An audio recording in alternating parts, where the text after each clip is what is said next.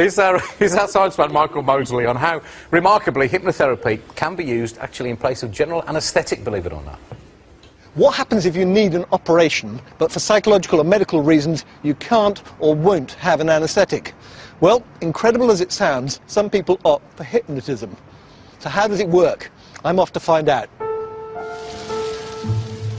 At Birmingham University, Dr. Stuart Derbyshire studies pain, and he's about to inflict some on me.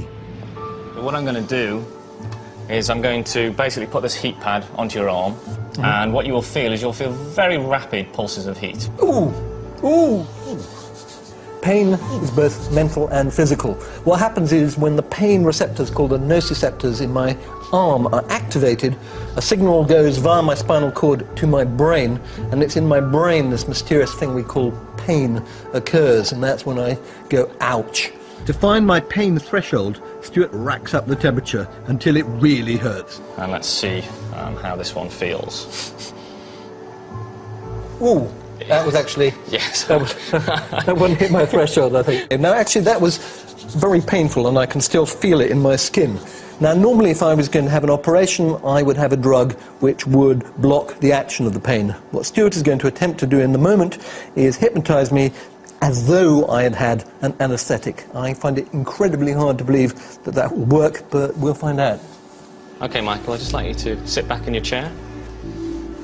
So just allow yourself to feel the tension draining. As you relax, your body, you feel the weight lighter and lighter. And now I'm going to put the probe onto your arm as we did before.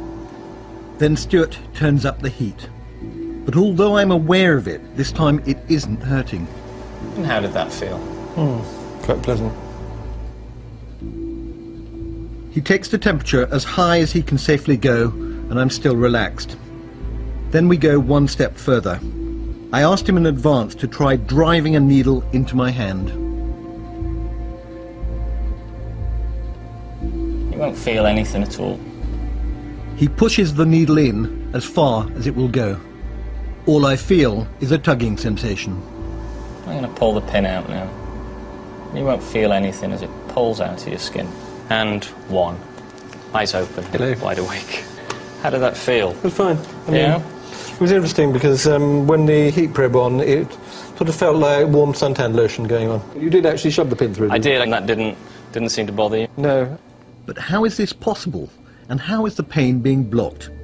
To find out, Stuart has been using functional magnetic resonance imaging to peer inside the brains of hypnotised subjects. So this is a group of subjects that are receiving that same heat that you received earlier, and they're clearly activating this part of the brain here, which is called the anterior cingulate cortex. And we know from many, many studies that every time somebody reports pain, we activate this part of the brain. It seems it's here we become aware of pain, and under hypnosis, its activity alters dramatically. Right, so the yellow area has disappeared, now you've got a blue area which denotes basically reduced activity. Exactly, right? yeah. So if you think of this as being an area which generates pain, when you're told not to experience pain, it switches itself off, and consequently you don't feel any pain. Although the brain is still receiving pain signals, for some reason it isn't processing them. So how does the hypnotist actually do this? One theory is that the hypnotist somehow divides the person's consciousness into two bits. A bit that's still experiencing the pain and a bit that isn't experiencing the pain. Other people argue that somehow the hypnotist takes control of those basic sensory processes and switches them on or switches them off. How does that work? Who knows?